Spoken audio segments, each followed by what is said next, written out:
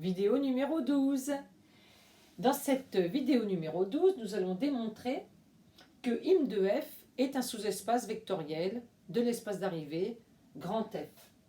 Pour cela, il nous faut démontrer 3 points, im de f différent de l'ensemble vide, stable par plus, stable par point. Pourquoi est-ce que forcément im de f n'est pas vide? Eh bien, parce qu'on l'a vu, f de vecteur nul de E est égal à vecteur nul de grand F.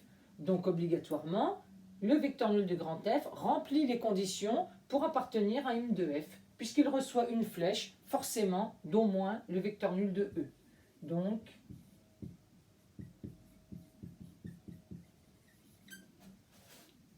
im de f n'est pas vide. Pourquoi im de f est-il stable par plus? Eh bien, prenons deux vecteurs de im de f, soit V1 et V2 dans im de f. Alors,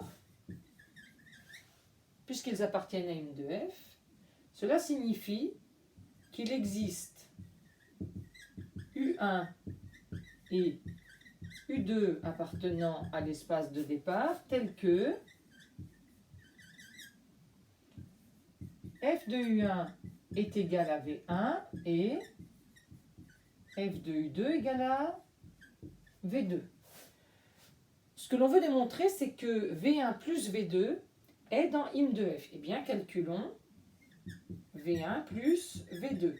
C'est égal à f de U1 plus f de U2.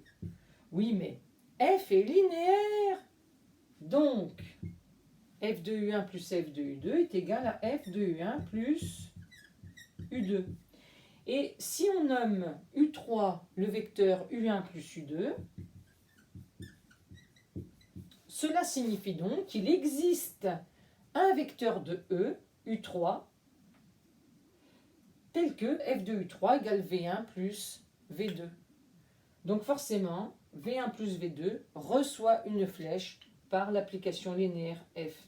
Donc, V1 plus V2 appartient à im de f, ce qui signifie que im de f est stable par plus. Pour stable par point, ça n'est guère plus difficile. Prenons V1 appartenant à im de f et alpha appartenant à R. Puisque V1 appartient à im de f, cela signifie qu'il existe U1 appartenant à E tel que f de U1 égale à V1. Regardons le vecteur alpha V1.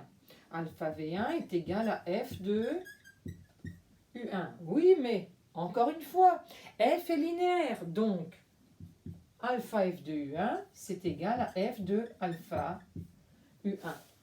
Ce qui fait que je trouve un vecteur de E, alpha U1, qui a pour image alpha V1. Cela signifie que alpha V1 est dans im de f.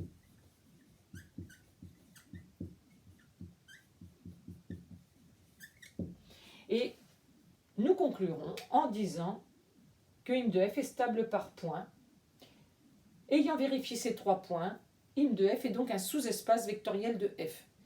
C'est encore une fois très important parce que qui dit sous-espace vectoriel dit base et dimension.